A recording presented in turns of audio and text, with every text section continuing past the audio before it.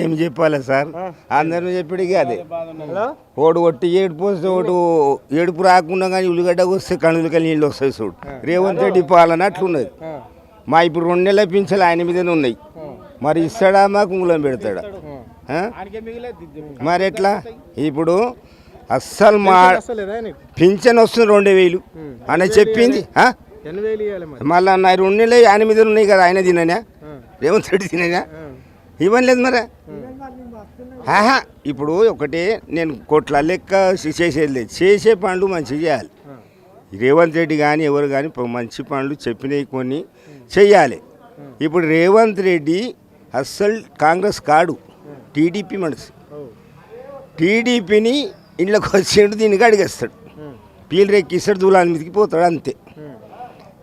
రేవంత్ రెడ్డి పాలన కాదు అంతే.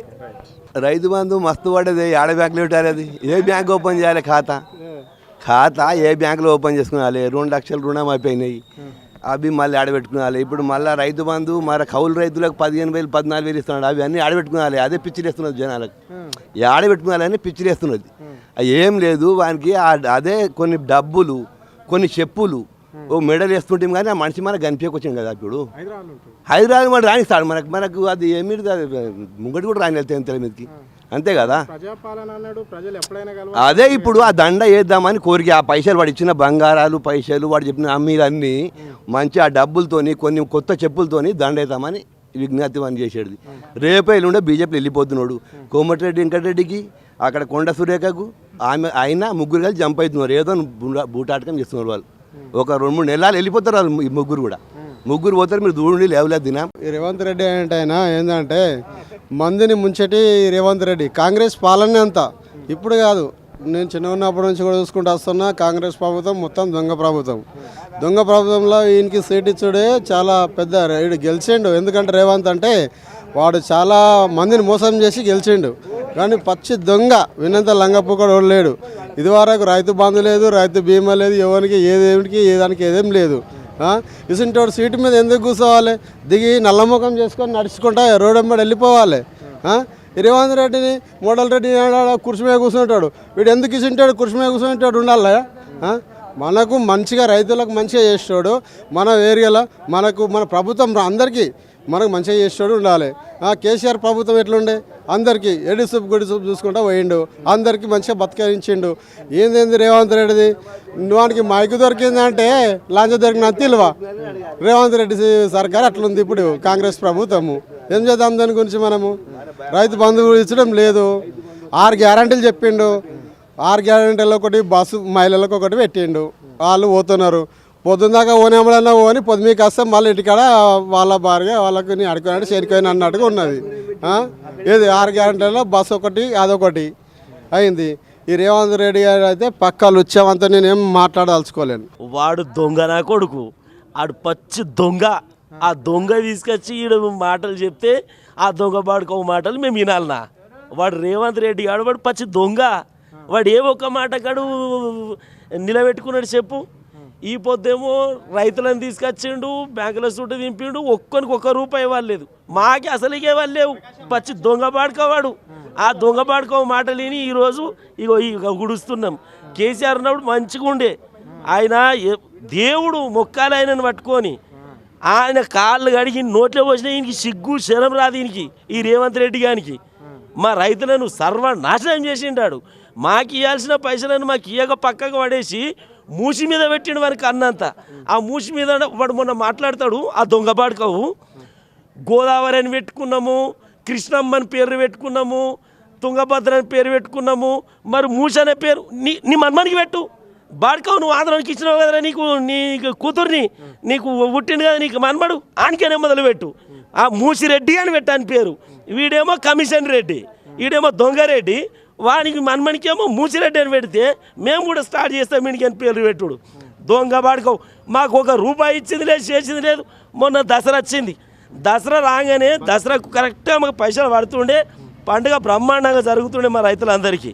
ఆ దొంగ బాడుక వచ్చి మాకు పండుగ కాదు కదా, మా పిల్లలను ఊళ్ళలోకి తెచ్చుకొని కూడా మాకు పెద్ద ఇబ్బంది అయిపోయింది. వాడికి బతుకమ్మ చీరలు లేవు, ఆ బాడుక ఇచ్చే బంక చీరలు లేవు. ఏ చీరలు 500 అన్నాడు, అవి లేవు.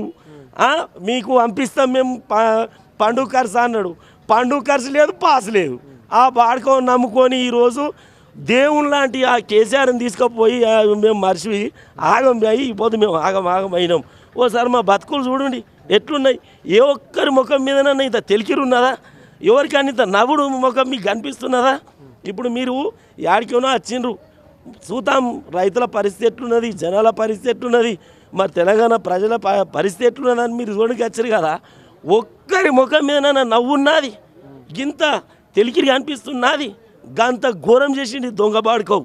ఈ బాడుకావును చెప్పు తీసుకొని చంపాలేవాడు. వాడు దొరకాలే మాకు. రేపు వీడికి వస్తాడు కదా సర్పంచ్ ఎలక్షన్లలో, వాడు తిరగడానికి ఎట్లా అయినా వస్తాడు కదా.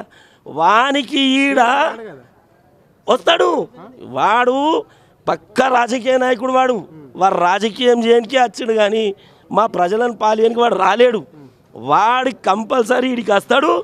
వాడు వచ్చినప్పుడు వీడికి మాకు మళ్ళీ ఓట్లేయండి, మేము నిలబెట్టినాం, మా సర్పంచ్లను గెలిపియండి, మా ఎంపీటీసీలను గెలిపియండి అని వస్తాడు కదా. చెప్పు దండేసి వాడిని చెప్పుతోని కొట్టి కానీ ఎల్లనే కొడతాం వాడిని. దొంగ బాడుకో మా జీవితాలతో ఆడుకుంటున్నాడు. సర్వనాశనం అయిపోయింది మా భూములన్నీ. ఆ బాడుకో వాడు రావాలి. మేము అడగడానికి పోయినాం మన దగ్గరికి. బ్యాంక్ కోటి దగ్గరికి పోతేనేమో వాడు అయ్యా మీ పైసలు వల్లేమంటాడు. ఈ మంత్రి దగ్గరికి పోతే ఆయన రోడ్లన్నీ చూపించి గెలిచిండు కానీ ఒక్క రోడ్డు కూడా చేసింది లేదు. మళ్ళీ ఈయననే మా దామన్న అంటారు చూడు, ఆయన రోడ్డును చూపించిండు, గెలిచిండు, ఓట్లు పడ్డాయి. ఈ పొట్టు రోడ్డు లేదు, గీడు లేదు. ఈ అన్నో తిరుగుతున్నాడు, ఎక్కడో తిరుగుతున్నాడు. కథం ఇక ఆయన రాజకీయమే చేయబట్టే. ఈ వీడు కూడా పట్టించుకుంటా లేర్రా అని చెప్పి హైదరాబాద్ పోయినాం ప్రజాపాలన అని చెప్పి. అంటే ఆడనన్న పోయి మాది అప్లికేషన్ ఇస్తామని దరఖాస్తు పెట్టినాం. ఆ దరఖాస్తు కాడికి పోతే నేను వాడు వాడు కొడుతున్నాడు. అడిగి బయట దాకా వెళ్ళవాడి వాడు చంపుతున్నాడు. ఇస్తామంటే ఒక్కడి గతి లేడు, పోదామంటే ఏమో ఎవడు పట్టించుకోవటోళ్ళు. ఎవరికి చెప్పుకోవాలి ఈ బాధ. ఏ ఆడ ఇయ్యానికి తీసుకునేటోడంటే మేము ఇవ్వచ్చు. ఇప్పుడు నువ్వు వచ్చినావు, ఏమైంది నీ పరిస్థితి అంటే ఇప్పుడు నేను చెప్పబడుతుంది. ఇప్పుడు నేను ఆడికి పట్టుకొని నా కాగితం పట్టుకొని పోయినప్పుడు ఇది చేస్తాము అని ఇది చెయ్యండి అనడానికి వదిలేడు. ఇది చేస్తాము అని చెప్పనుకోవలేడు. కాగితం పట్టుకొని ఇడికే నాడదాకా హైదరాబాద్ పోవాలి, మళ్ళీ ఆడికే నీడిదాకా సపడదాకా కూపుకుంటూ రావాలి. వాడు మాకు చేసేది ఏమన్నా ప్రజాపాలన లేదు, పాసల పాలన లేదు. ఇది పక్క వాని దొంగ పాలన ఉన్నది. వాడు రాని వాని చెప్పుల దండేసి వాని మా ఏరియాలకే నెల దిగుతాం వాని. వాడు రానైతే రాని. చెప్పండి, నీకు ఎంత ఉంది, భూమి ఎంత ఉంది?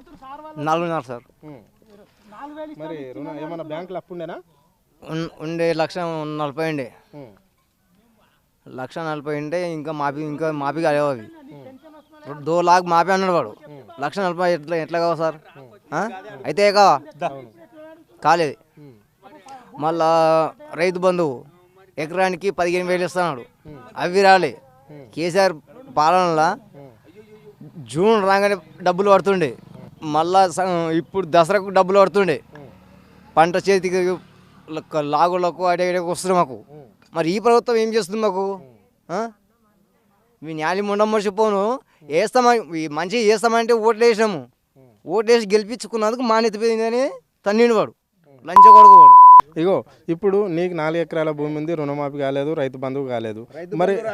మరి ఇప్పుడు నీకు ఇస్తున్న 6 గ్యారంటీలలో ఇప్పుడు మహిళలకు కొన్ని 25,000 రూపాయలు ఇస్తామన్నాడు కదా, అలాంటి పథకం అన్న అయిందా? నీకు గ్యాస్ మాపైందా? మళ్ళా పోనీ నీకు చిన్నగా కరెంట్ బిల్ కూడా మాపైందా? కరెంట్ బిల్ మాపైంది సార్. 6 పథకాలు అంటే ఏమేమి పెట్టింది ఆయన తినడానికి, ఆయన సంఖ్యలకే పెట్టుకున్నాడు. 6 పథకాలు మందికి వాళ్ళకి పెట్టలే ప్రజలకు. కాకపోతే బస్సు ఒక్కటి పెట్టి ఫ్రీ. అది ఇట్లా మోగళ్ళం టికెట్ పైసలు పెట్టి నీళ్ళ వాడితే ఆడవాళ్ళేమో సీట్ మీద కూర్చుంటారు. అట్లా ఎట్లా పద్ధతి? మేము పైసలు డబ్బులు కట్టి మేము కూర్చోవన్నా, ఫ్రీ బస్సుకు వాళ్ళు కూర్చోవన్నా. ఫ్రీ తీసుకుపోతున్నామని నువ్వు ఫ్రీ ఎక్కుతున్నామని బస్సు ఫ్రీ వేసినావు, సంతోషమే. మరి మేము మొగోళ్ళం డబ్బులు కడుతున్నాం కదా, టికెట్ చింపుకొని మేము కూర్చోవాలి కుర్చీ మీద, వాళ్ళు నిలబడాలి కదా. నిజమా అవుతాం? ఇది రేవంత్ రెడ్డికి తెలవాలని ఇది మాట్లాడేది. నువ్వు ఫ్రీ ఆడిలో బస్సు పెట్టినావు, వాళ్ళు నిలబడాలి, మేము కూర్చోవాలి సీటు మీద. మేము కూర్చుంటాం, మేము డబ్బులు కట్టి టికెట్ తీసుకుంటున్నాము, కూర్చుంటాం మేము బరాబర్. ఇప్పటి సంది లేపేస్తాం ఈ నుంచి. ఆడపిల్లలను లేచేవని చెప్తాం అంతే. అంటే ఈ పథకం మంచిది కాదంటారు. ఈ పథకం మంచిది కాదు, నచ్చలేదు ఇది. ఓకే.